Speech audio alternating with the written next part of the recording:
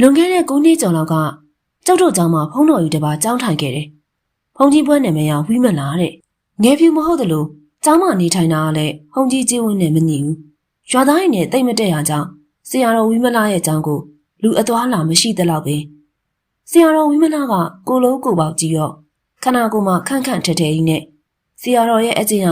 စွန်းသုံးပြီးရဲ့စိုးချက်နေကိုတခြားဘယ်သူလာကျွေးလိမ့်မရှိ။အုတ်ထဲထက်ကညနေစာဖို့အမြဲဝှက်ထားတတ်တယ်။တိုးသွားတဲ့စားမရတော့တဲ့ထမင်းဟင်းကြံတွေကို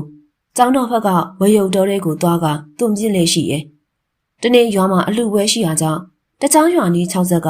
ဆရာတော်အတော်များများကျုပ်တို့ကျောင်းရောက်လာခဲ့ကြတယ်။ဆရာတော်ဝိမလာကကြွားရောက်လာတဲ့ဆရာတော်တွေကိုအဲ့ခံခြင်းမရှိရွာတွေကလူကြီးရေစုပြီးသားအလုံးစုံကိုနေရာတကျစီစဉ်ပေးပြီးတော့ရွာလူကြီးတွေနဲ့ပဲစကားစမြည်တိုင်ပင်နှီးနှောရတယ်။အလှပွဲရောက်တော့ကျောင်းဝင်းထဲမှာချိတ်ချိတ်တလျက်ဟန်အကနဲ့တူဆိုင်းဝိုင်းနေပါလို့မြိုင်မြိုင်ဆိုင်ဆိုင်ရှိလာတယ်။ကျောင်းအပြင်တန်ကတော့ကျောင်းမဆရာတော်များအဆုံလင်းလင်းရှိပေမဲ့ဝိမလာဆရာတော်ကကျောင်းအနောက်ဘက်ဝေယုံတော်မှာထမင်းဟင်းဇလားကြီးတစ်ခုနဲ့အတူအလုံးရှုံနေတယ်။ကဲနေတို့ကငါကျွေးမွေးလာတာအတော်ကြာပြီ။ငါလည်းဒီကျောင်းကထားရတော့မယ်။ဒီနေ့အဝါစားကြပြီတော့ငါမရှိရဲ့နောက်ပိုင်းနေတို့ဘယ်သူမှအစလာကျွေးမှာမဟုတ်ကြဘူး။ကဲစားကြ။ဝါးပင်တွေကိုကြည့်ရထမင်းပုံတွေကိုချလိုက်စကားပြောလိုက်နဲ့ဆရာတော်ဝိမလာကအတော်ပင်ပန်းနေရဲ့ခဏကြာတော့ဝါတော်စီမှာမမဲအကောင်တွေ3-4ကောင်ခန့်ထွက်လာပြီးချထားတဲ့ထမင်းပုံကိုအငန်မရစားတော့ကြတော့တယ်သူတို့ကတခြားမဟုတ်ဆရာတော်ဝိမလာမွေးထားတဲ့ဟုတ်ကောင်များပဲ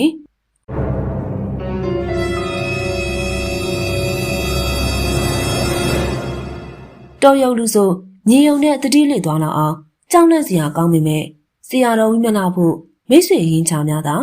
ဟုတ်ကောင်ကြီးကထမင်းဟင်းတွေအကုန်စားပြီးရင်တော့တစုံတစ်ခုကိုမကျေနပ်တယ်လို့ကြည့်ပြီးတော့ဆရာတော်ကိုနီရဲမျက်လုံးတွေနဲ့ရမ်းလုံးနေကြတယ်အိမ်နောက်အလယ်မအကောင်ကအတန်အော်ကြီးနဲ့ကျောင်းမှာပွဲလုပ်တာမကြိုက်ဘူးလို့ပြောထားတာကိုနည်းနည်းတော့တားဆီးခြင်းမပြုဘူးလားဘာလဲကျောင်းကနေထားတော့မလို့ငါတို့မထီမဲ့ပြုတယ်ပေါ့မဟုတ်ပါဘူးရွာသားတွေစီစဉ်တာကိုငါဘယ်လိုတားလို့ရမလဲဆရာတော်စကားဆုံးတော့3ကောင်လုံးမတ်တရက်ကကောင်းပြီလေတင်တဲ့ကျောင်းကထားတော့မှာဆိုတော့ငါတို့ရှေ့ရှောက်ဘယ်သူမှလာကြွေးတော့မှာမဟုတ်ဘူးအ ਨੇ ဆုံးနှစ်တည်းအတော်ကြောင်အစာကိုတူလောင်စားတော့ရမှာမလို့တင့်ကိုငါတို့စားရမယ်ဟောကောင်ကြီးရဲ့စကားကြောင့်ဆရာတော်ဝိမလာမျက်လုံးပြူပြီးတော့အဲ့ဒီလိုလုပ်လို့ပဲရမလဲငါကြောင့်နင်တို့ရှင်တန်နေရတာလေငါပဲကြွေးမွေးထားတာလေနင်တို့ကငါ့ကိုကျေးဇူးကန်တာလားမသိဘူးငါတို့အတွက်အစာအရေးကြီးရဲ့တင့်ကိုအခုပဲတက်ရလိမ့်မယ်ဆရာတော်ဝိမလာကကြောက်လက်ဖြစ်ကဝေယုံတော်မှပြေးရင်ပြေးနိုင်တယ်သို့ပေမဲ့ဟောက်ကောင်ကြီးကကြီးမားတဲ့အားနဲ့နောက်ကျောင်းကဆွဲထားတော့ပြေးရန်မလွတ်နိုင်တော့ပဲငါတို့ကိုကျွေးမွေးထားလို့တင့်ကိုကျေးဇူးတင်တယ်အခုကဘလို့မှမဖြစ်နိုင်တော့လို့ကဲတေးပြီးတော့ဦးကောင်းကိုကျွန်းထက်နေတဲ့လက်သေးတွေနဲ့ထိုးဖောက်လိုက်တော့သွေးတွေဒလဟောစီးကြလာအားဆိုတဲ့အတန်ကကျဲလောင်စွာထွက်လာပြီးနောက်ဝေယုံတော်ထဲမှာတဖြည်းဖြည်းပြောင်းကွယ်သွားတော့တယ်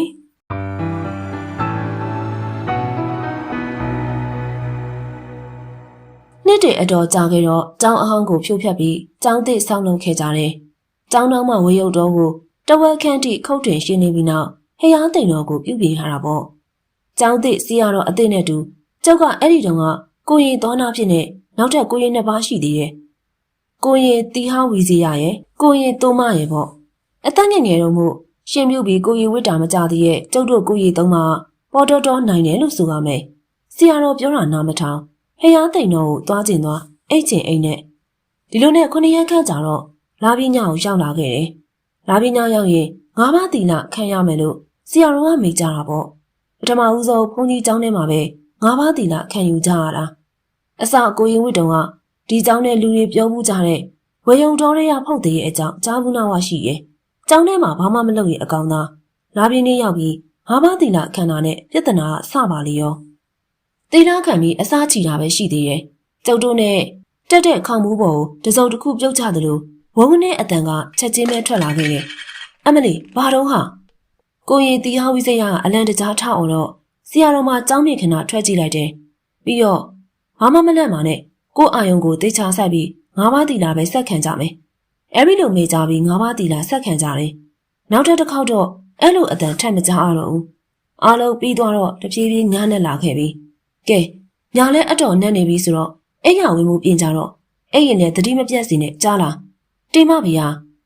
ကိုရင်၃ယောက်သာဖះเจ้าရှိမှအိမ်ရကူစီခင်းပြီးတော့အိတ်ဆက်ရန်ပြင်ကြတော့တယ်ဆရာတော်ကြီးကတော့သူ့ရဲ့သင်္ကန်းကျောင်းနဲ့ဝင်သွားလိရဲ့ဒီလိုနဲ့အိမ်ရပေါ်ခေါက်ချလိုက်တော့မကြောင်ခင်မှာပဲကျုပ်တို့ကိုရင်သုံးမှအိမ်မောကျသွားခဲ့တယ်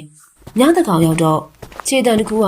ကျောင်းလေကားကနေတဆင့်ဖြည်းဖြည်းချင်းတက်လာတဲ့အတန်ကိုကျုပ်ကြားလိုက်ရတယ်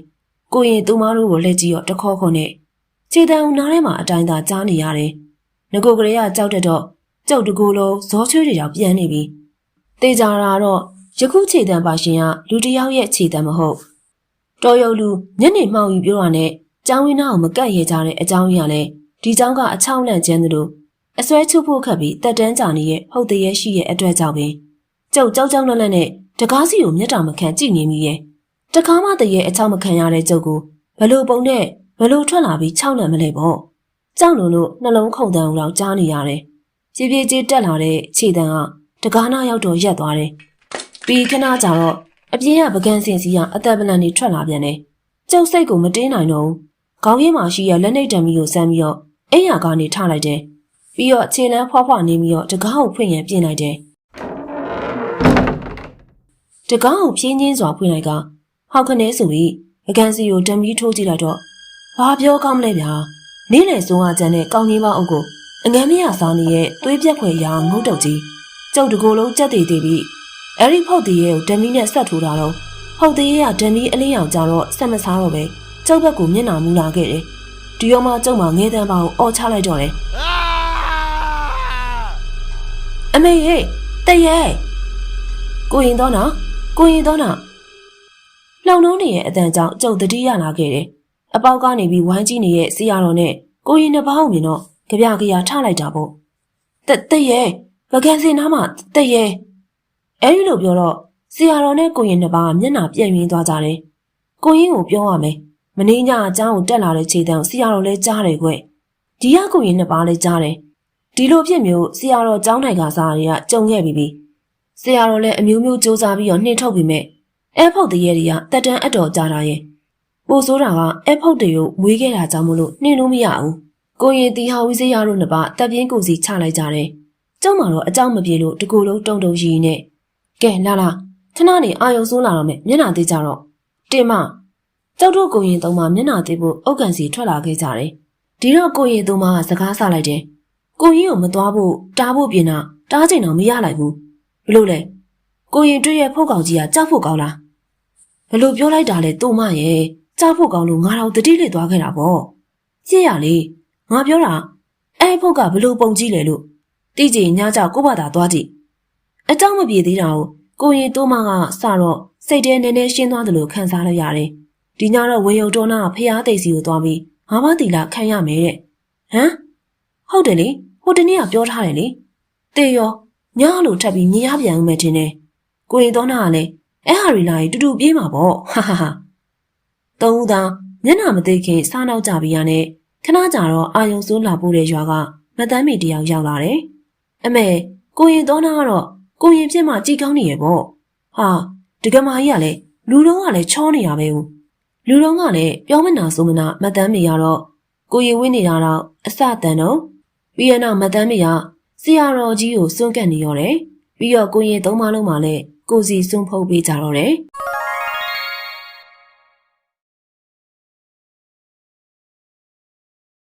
နေ့လည်ခင်းနောက်ရောက်တော့ကျောင်းထဲကိုလူ၃ယောက်ရောက်လာကြတယ်သူတို့၃ယောက်မှာကျေးရွာလူကြီးရဲ့ဂောဘက်ကဦးလေး၂ယောက်ရဲ့ဆရာတော်ဦးချပြီးနောက်တိုင်ပင်စကားပြောနေကြတယ်ကိုရင်တို့သုံးပါးလည်းအနားမှာထိုင်ပြီးနားထောင်နေကြတာပေါ့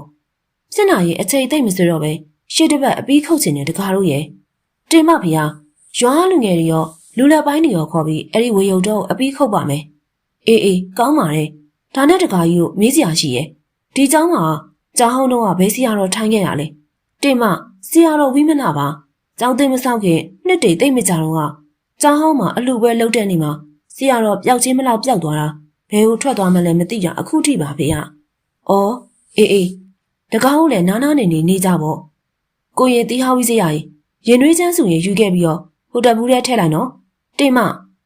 လာစမ်းတရက်နေ့ဆိုပြီးမဲ့ လာပညာလိုကျောင်းဝင်းတစ်ခုလုံးလင်းထိန်လျက်ပါဟိုတစားဒီတစားပြန်ကျဲနေတဲ့ခေရီပွင့်လေးများစီကလေတစ်ချက်ရဲလိုက်တိုင်းမှုရင်းနဲ့လေးတွေကတင်းပြတ်နေရဲ့နောက်ရအောင်မှာကိုရင်တို့သုံးပါစိတ်ပတိကိုစီကိုင်က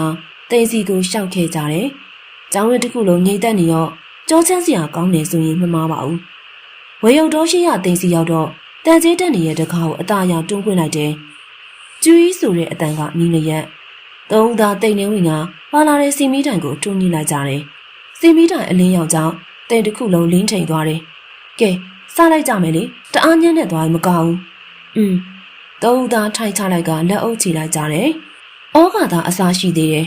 တိတ်ရှိစီကနေလူတယောက်လှောင်တယ်လို့ချောင်းဟန်တဲ့တစ်ချက်ထွက်လာတော့သုံးဦးသားဟင်ကနေဖြစ်သွားကြတယ်မေရတရလဲကြည့်လိုက်တော့လာရအောင်မှတိန်စီကိုကြောပြီးပြီးရနေတဲ့ဖုံးတော်ကြီးတစ်ပါးဟာဘာတူလဲကိုရင်သုံးမကမေးလိုက်တော့ထိုဖုံးကြီးရမဖြစ်ပဲတိန်ထဲကိုနောက်ပြန်ကြည့်ဝင်လာတော့ကျုပ်တို့ကိုရင်သုံးမဖျားဆောင်အသက်ကုန်အော်ဟာဆိုကြတော့တယ်တန်မုတ်တွေထဝေသစ္စအရဟံတမ္မာတန်မုတ်တော်ဗုဒ္ဓံတရဏေကိစ္စမိတယောက်တစ်ပေါက်ရှောက်ဝေါ်ကြတော့ဖုံးကြီးတရေကဘာမှမဖြစ်ပဲဖျားစီမီကိုဖူးကနေမြောင်မှုတ်ချလိုက်ရစီမီလဲငိမ့်လင်းထိန်ကြီးရဲ့လာရောက်လဲချက်ချင်းအမောင်တီးကြပြီးတော့ပဝင်းချစ်တကူလုံးအမောင်တီးဖြစ်သွားတော့တယ်ဒီတော့မှ